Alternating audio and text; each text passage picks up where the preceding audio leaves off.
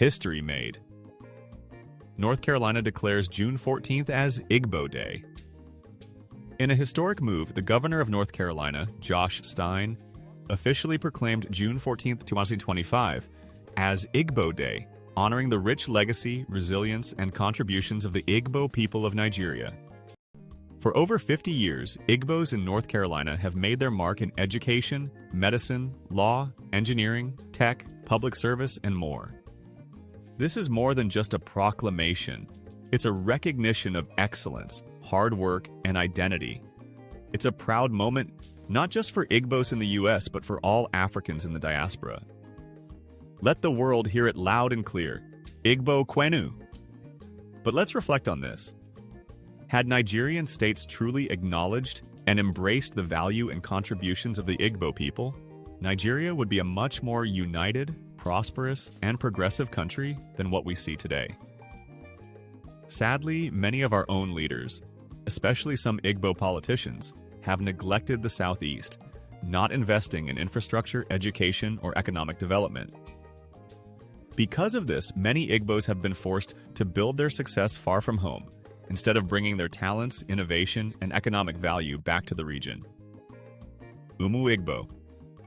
This is what I say, let me share with us. Let's continue to rise, speak truth, and uplift each other wherever we are.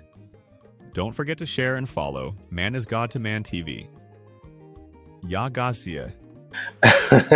After creating this video, I just burst out laugh.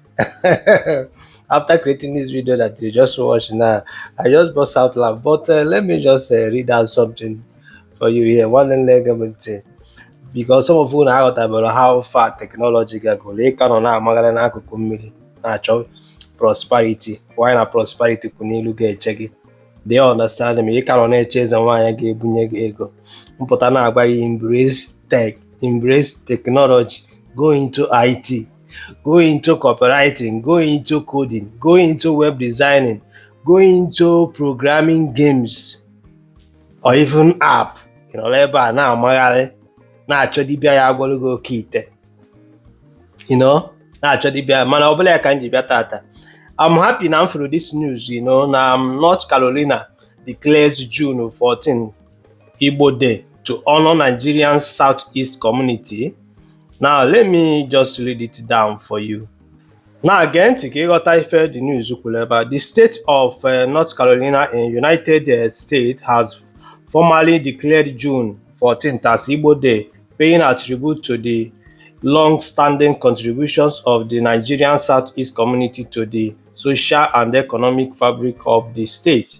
In a proclamation issued on June 12, Josh Stein, governor of North Carolina, hailed the vibrant Igbo community as a key part of the state's multicultural identity. Stein noted that Igbos have lived in North Carolina for more than half a century, distinguishing themselves across a wide range of fields, including education, medicine, law, public service, entrepreneurship, and technology.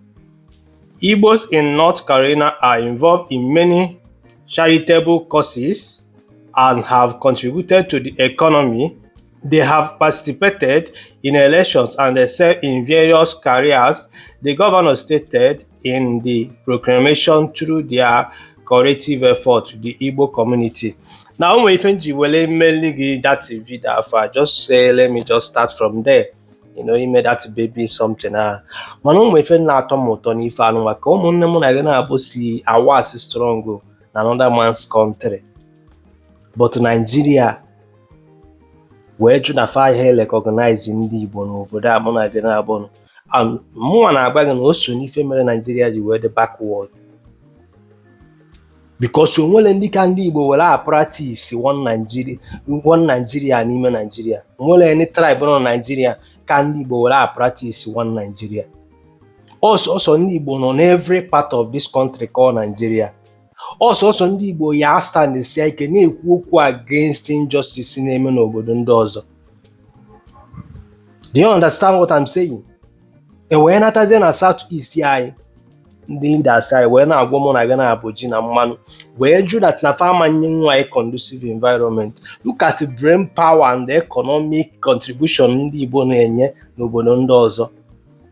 Ịma many industries ndị Igbo na-apụ na Nigeria on daily basis because na anyị nwere gịnị a conducive environment. Kedu ife ijụọ n'onwe nkịta, kedu ife mere ụmụnne m na gị na-abụ si awas strong n'obodo ndị ọzọ?